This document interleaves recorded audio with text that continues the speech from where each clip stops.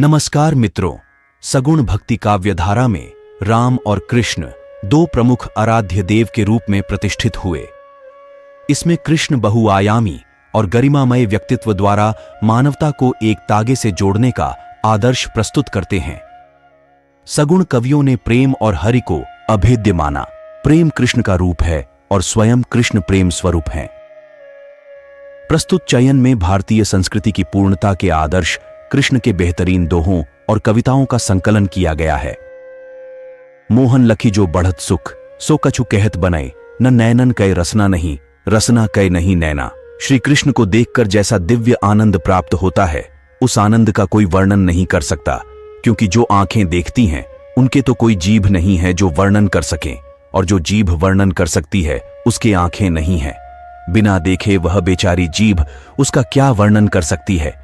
या अनुरागी चित्त की गति समुझै नहीं कोई, ज्यों ज्यों बूध है श्याम रंग, त्यों त्यों उज्जलु होई। मनुष्य के अनुरागी हृदय की वास्तविक गति और स्थिति को कोई भी नहीं समझ सकता है। जैसे जैसे मन कृष्ण भक्ति के रंग में डूबता जाता है, वैसे वैसे वह अधिक उज्ज्वल से उज्ज्वलतर होता जाता है। जो बड़ेन को लघु कहें, नहीं रहीम घटी जाही। गिरधर मुरलीधर कहे, कछु दुख मानत नाही। रहीम कहते हैं कि बड्ढे लोगों को अगर छोटा भी कह दिया जाए तो भी वे बुरा नहीं मानते। जैसे गिरधर, गिरी को धारण करने वाले कृष्ण को मुरलीधर भी कहा जाता है, लेकिन कृष्ण की महानता पर इसका कोई फर्क नहीं पड़ता। कौन भांति रहिए बिरधु, अब देखिवी मुरारी। बीधे मोसों आई कै, गीधे गीधहीन तारी। हे मुरारी, तुम जटायु का उद्धार करके बहुत गीध गए हो, अर्थात अहंकार से युक्त हो गए हो। व्यंजना यह है कि तुमने यह मान लिया है कि जटायु का उद्धार कोई नहीं कर सकता था और वह केवल तुमने किया है। अब देखना यह है कि तुम मुझ जैसे महापापी का उद्धार कैसे करते हो। अब तुम्हारा मुझसे पाला पड़ा है। मुझ जैसे महापापी का उद्धार तुम कर नहीं पाओगे, और जब मेरा उद्धार नहीं कर पाओगे तो तुम्हारे उद्धारक रूप की ख्याति किस प्रकार सुरक्षित रहेगी। मुकुटहार हरि कै हियं, मरकत मणिमय होत। पुनि पावत रुचि राधिका, मुख मुस्क्यानी उदोत।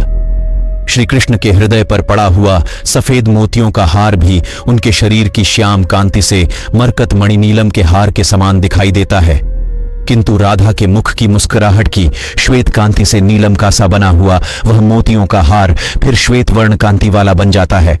तजि तीरथ हरि राधिका, तंदुति करी अनुरागु।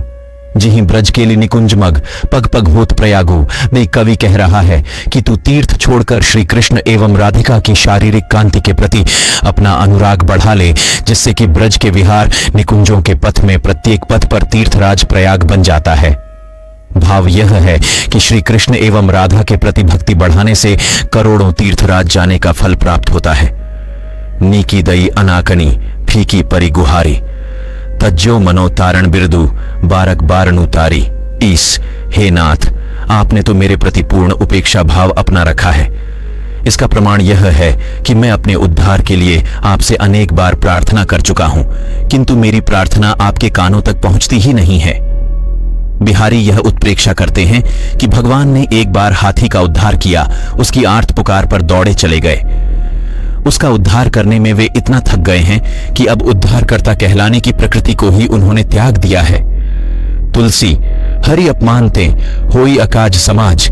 राज करत रज मिली गए, सदल सकुल कुरुराज। तुलसी कहते हैं कि श्री हरि का अपमान करने से हानियों का समाज जुट जाता है, अर्थात हानि ही हानि होती है।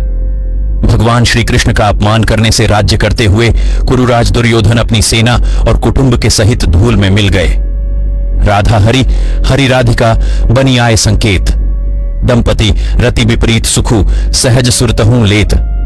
श्री राधा श्री कृष्ण का रूप और कृष्ण राधा जी का रूप धारण कर मिलन स्थल पर आ गए हैं। वे दोनों स्वाभाविक रति में निमग्न हैं, फिर भी विपरीत संभोग का आनंद ले रहे हैं। यहां विपरीत रति का आनंद स्वरूप परिवर्तन के कारण कल्पित किया गया है। लोभ लगे हरि रूप के, करी साठी झुरी जाय। हाँ, इन बेची बीच ही लोइन बड़ी बलाए।